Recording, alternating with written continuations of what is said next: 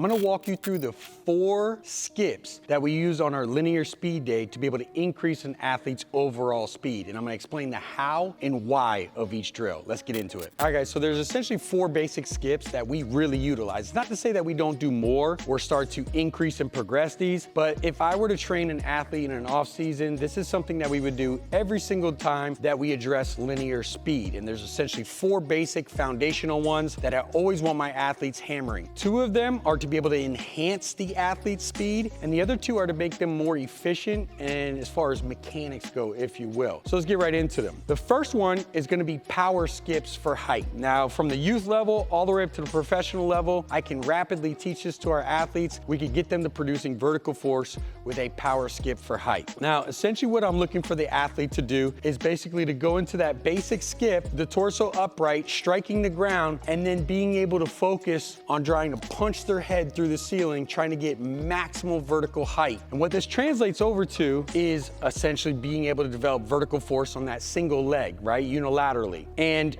as we know in top speed, right? And as we know, vertical force translates over to being able to enhance top speed, because when you're in frontside mechanics, you're producing more vertical force. The next drill is going to be a follow-up to the power skips for height. It's gonna be our power skips for distance. This is another bread and butter that we do every speed session. Now, the difference between the power skips for height and the power skips for distance is the action that the leg is performing. So during the power skips for height, while the athlete is focused on being able to punch vertical while being able to propel themselves horizontally, during the power skips for distance, the athlete is pulling and performing more of a pulling motion with that straight leg. So the athlete is going through that hip hyperextension and being focused at pulling behind. Now, this is also essential during top speed, as the athlete is in that pulling motion when they're cycling through. Now, the next 2 are gonna be a little bit more for efficiency, but it also enhances the athlete overall. Now, these are 2 drills that I can find that a lot of coaches and athletes can tend to mess up of why we're doing what we're doing, how to perform them. The first one is gonna be your basic A skip. Now, with the A skip, there's a couple things I'm looking at. Obviously, when it comes to rhythm, timing, things of that nature, but the first thing that I'm looking at is being able to sync up your legs. So as this thigh pops, this thigh is extending, or this hip is extending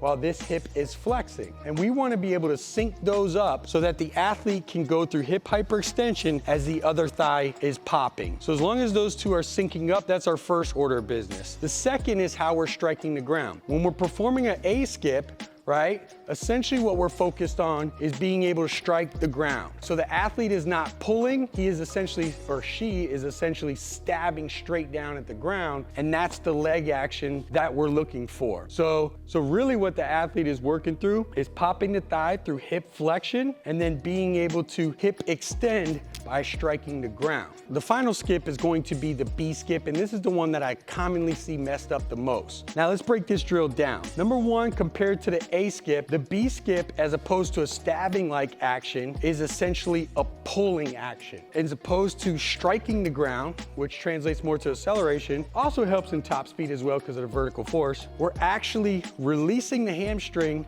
and then pulling and striking the ground. Now, here's where a lot of athletes mess up. A lot of athletes tend to kick the leg way far out, extending way out here, and then striking before the hip. The reason why this is a mistake is because you create a braking mechanism when you're running. If you're creating a faulty pattern by striking the ground before your hip hits and then trying to pull through, you're actually creating a brake as you go forward. The other reason too is when you're striking the ground with the hamstring at length out here, you're prone to injury. It just throws your timing off. It doesn't allow the athlete, it doesn't really support them. Instead, what you have to understand the mechanism of the leg. As this thigh travels from recovery phase, takeoff, to recovery, to drive phase, right, the thigh. Drive phase is when the knee passes through the other leg and is punching the knee up like a high knee. The minute that the lower limb starts to extend, it shuts the thigh down from traveling up. So if I'm going in this action and I'm here and my leg starts to extend, it prevents my thigh from traveling up. So we want to train the knee to come up to hip level and release or relax the hamstring,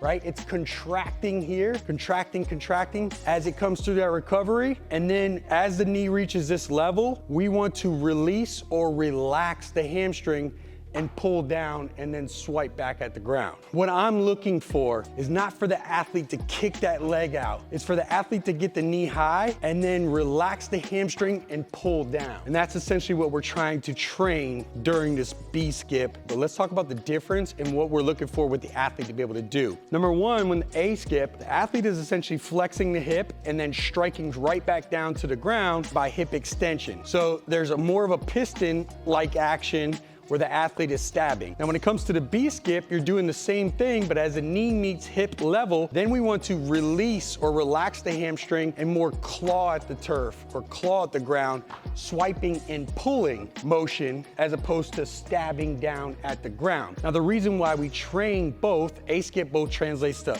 A-cell, piston-like action, and also top speed for vertical force. But with B-skip, what we're teaching from a mechanism standpoint is after recovery into drive, that lower limb extends, it shuts off vertical drive of the thigh. And what happens is we want to train to extend that at its highest point and then claw back at the turf. So that's the reason why we train those mechanisms between A and B. Hope that helps. So there you have it, guys. Those are the 4 foundational skips that we train every single speed session, no matter what. That's part of our prep phase. Either we're doing it in the beginning for volume and we're really focused on technique, or we're doing it later as just our prep series when we get into more complex drills. Either way, make sure that when you're developing speed, you're adding those 4 skips into your training. Hope that helps. If you guys are interested in a full linear speed program, check out a link down below. I'll talk to you guys next time.